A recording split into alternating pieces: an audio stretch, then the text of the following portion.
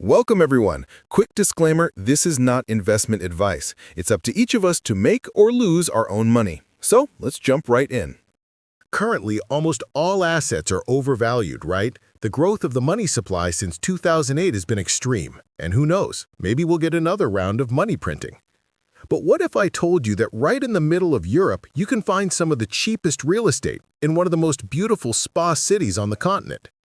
A city that hosts an international film festival and was recently added to the UNESCO World Heritage List, renowned for its mineral hot springs, stunning pastel-colored houses, luxury hotels, and grand villas. I'm talking about the city where Becherovka liqueur tastes the best, where the Bond movie Casino Royale was filmed, and where the architecture will take your breath away. Welcome to a city without smoke. Welcome to Karlovy Vary. Without any doubt, Karlovy Vary is the most famous Czech spa town and a popular day trip from Prague. And what's the catch? Why is real estate so cheap here? To answer that, we need to take a quick look into the past. But before we do, I have one, I believe, quite interesting piece of information for you. There are few projects that can drag on as impressively as the construction of the 106-kilometer highway from Prague to Karlovy Vary. But after decades of predominantly pre-election promises, we now have roughly 70% of the highway open, and work is actively underway on the remaining sections. The prospect of the highway finally being completed was in fact one of the main reasons why I personally decided to move from Prague to Karlovy Vary at the beginning of 2021. Very briefly about the founding of Karlovy Vary. Around the year 1350, Charles IV was hunting a stag here by the Tepla River. The king's dog chased it all over the place until the stag leapt off a rock and the dog tumbled into a boiling hot spring. People then discovered the healing water, the hunt turned into a wellness stay, and the stag still appears in the city's coat of arms today. Another interesting milestone is the year 1807, when an herbal alcoholic bitter called English bitter was created and sold as digestive drops. Later, we renamed it Becherovka, and over time it turned from a medicine into a social liqueur or digestif that we are still happily testing here today. Since the Middle Ages, the area had been settled by German-speaking colonists, and Karlovy Vary developed for a long time as a predominantly German-speaking town known as Carlsbad. Russian aristocrats started coming to Karlovy Vary from the 18th century, with one of the most famous visitors being Tsar Peter the Great. And that brings us back to the interesting part related to the real estate sector. Russian buyers started a real estate invasion into this beautiful city in the 1990s and successfully brought the real estate bubble here to its peak in 2008, when property prices in the spa zone were comparable to Prague. Russian money strongly helped revive this city, which had been neglected after 40 years of the socialist experiment. But then the real estate bubble burst and a gradual decline in interest in Karlovy Vary began, which accelerated with the annexation of Crimea in 2014. Most of the Russian residents started to leave and were selling their renovated flats at big discounts. As a European, I naturally dislike Russia's imperial ambitions, but I have nothing against the strategy of Russian investors who overpaid for rundown apartments, renovated them at great expense, and then sold them on to local residents at a discount. The last big wave of people leaving more or less played out during COVID and with the start of the war in Ukraine. For quite some time now, it's no longer true that the spa zone of Karlovy Vary is predominantly Russian. Even though I've so far had only good experiences with the Russian-speaking neighbors who have stayed, I also very much welcome the fact that we are once again an international spa town, not a predominantly Russian one, and that in the high season by the river, you now probably hear German more than anything else. Which makes sense, since we're only about 25 kilometers from Germany. And now, let's look at prices on the local property market. COVID-era prices are, of course, no longer really a thing. Back then, you could buy an apartment for around 25% of the price of a comparable flat in Prague, roughly 1,200 euros per square meter, because COVID had shut down tourism. The spread of asking prices here is currently quite wide. Many people are trying to list apartments even at around 5,000 euros per square meter. But in my opinion, from an investment perspective, the interesting flats are now available at about 2,000 euros per square meter, while in Prague, we're at about 6,000 euros per square meter. I don't expect that prices in the spa zone will ever again reach a level comparable with Prague, but this is still a historically large discount, and the completed motorway is a big plus.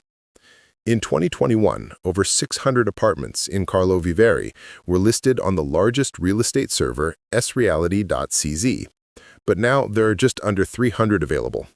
So, to sum it up, the main reason for the depressed prices in the spa zone has been the mass exodus of the Russian-speaking population. And at this point, it looks like whoever wanted to leave has already left.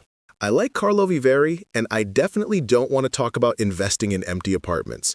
In my view, long-term rentals in Karlovy Vary can work very well, and this is the best option. Short-term rentals are possible here too, but I would definitely recommend discussing it with your new neighbors in advance. Locals won't just tolerate anything. In addition, the legislation in the Czech Republic regarding Airbnb-type rentals is a bit unclear. For year-round short-term letting, the apartment is supposed to be officially approved for the specific purpose. Short-term renting just during the main spa season is often tolerated even without such an approval. There are several real estate companies here that specialize in managing both long-term and short-term rentals.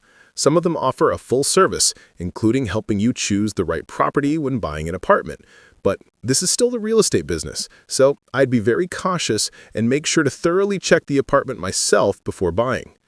If you only use the property in Karlovy Vary occasionally, home watch type services can also come in handy. The good quality of local buildings was tested in 2014 by a small earthquake, which resulted in only 2 chimneys falling down and 7 frightened cats.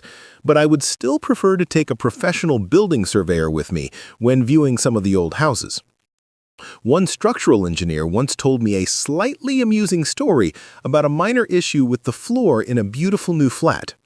The house had undergone a complete reconstruction, but perhaps it could have been done a little bit better, if I am right. The house had been in poor shape for many years, mainly due to a very bad roof, which meant years of water leakage. The builder failed to properly check the condition of the floor timbers in that apartment. The happy new owner had a beautiful new kitchen installed, but when he returned the next day, he found the kitchen had dropped 1 floor down. The timber, after many years of the leaky roof, was simply not in the best condition. Nobody died, the flat was under guarantee, the floor was fixed, and life continued. And to wrap up, here are a few tips and assorted bits of information about this beautiful city. The recently renovated thermal spa is fantastic. It's perched on a rock above the spa town and offers amazing views. In summer, they serve excellent ice cream in front of the Grand Hotel Pop, and the crystal-clear Tepla River, full of fish, never gets old for me. A picnic in the Jean de Caro Park or a drink on one of the terraces along the Tepla on a sunny day will take your Karlovy Vary experience to another level. The city offers plenty of cultural events even outside the Karlovy Vary Film Festival, which is actually a bit too hectic for many locals. The spa zone is nestled directly in beautiful forests, and from some of the hills around it, you get stunning views of the town. I recommend the Diana Lookout Tower, the Deer Jump Jelení Skok viewpoint, or Goethe's Lookout. The proximity of Mariánské Lázně and Františkovy Lázně is another bonus, and the nearby Boží Dar is great for skiing. The bus will soon be able to make it to the edge of Prague in under an hour, and even with the motorway still unfinished, you can already drive it in about 45 minutes by car, but it's not exactly kosher. Our Karlovy Vary airport is going to be expanded so that larger planes can actually touch down here, and it will be connected directly to Prague's Václav Havel airport by motorway. I think that's exactly the right move for the city's further development. A former colleague of mine bought an apartment in the center of Prague because he wanted to walk to work and feel like he was on holiday every day.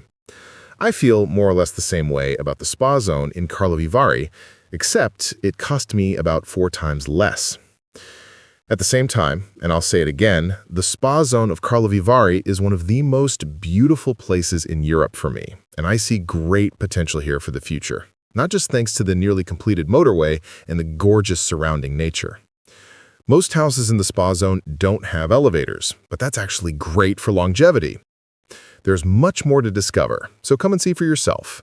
Not everyone will agree with me, not everything is ideal here, and this certainly wasn't meant to be any investment advice.